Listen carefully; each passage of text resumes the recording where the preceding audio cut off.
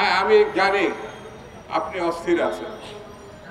এক সময় আপনার সেনাপ্রধান এম এ আজিজ সপরিবারে নিষেধাজ্ঞার মুখোমুখি হয়েছে। ডাইরেক্টলি না হলে ইনডাইরেক্টলি আপনি তার অংশীদার। তার মধ্য দিয়ে 18 সালে আপনি নদী পার হয়েছিলেন। আপনার এক সময়ের পুলিশ প্রধান বেনজির আহমেদ, তার যে বিপদ, কোর্ট যে তার সম্পদ এবং ব্যাংক জব্দ করার জন্য বলেছে, তারও এক সময় আপনি শুধু সমর্থকই ছিলেন না, তার ঘাড়ে চেপে পুলিশের সমর্থনে আপনি সরকার গঠন করেছেন। যেই চাকরি থেকে গেছে, যেই বিপদে পড়েছে, সেই আপনি মই কেড়ে নিয়েছেন। আপনি বিপদে আছেন।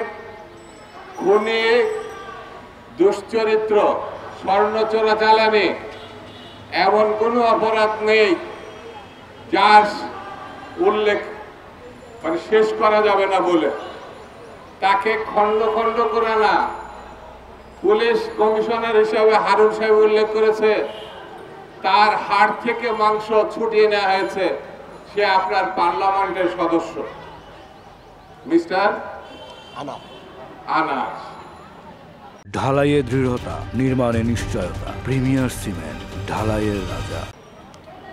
এই সব দুর্নীতিগ্রস্ত মিস্টার আজিজ এবং বেনজির আহমেদ আর দুশ্চরিত্র এবং লম্পট জাতীয় সংসদের যদি সদস্য হয়, আর সেই সরকারের সেই প্রধানমন্ত্রী যদি আপনি হন, আপনার দল হয়, তাহলে আর কি বাকি থাকতে পারে? সেই সময় আপনি পায়ের তলায় মাটি নেই। আপনি অনুভব করেছেন 7 তারিখে 3-4 মাস আগে আপনি একটা নির্বাচন দেখিয়ে ক্ষমতায় এসেছেন। এই 3 মাসের অবস্থায় আপনি অস্থির হয়ে গেছেন। বাকি সময় এখন পড়ে আছে। এই দেশে বেগম খালেদা জিয়াকে যারা মিথ্যা মামলায় তথাকথিত বিচারের নামে 6টি বছর জেলখানায় বন্দী রেখেছে, তাদের আগামী দিনে জনতার কাঠগড়ায় দাঁড়াতে হবে।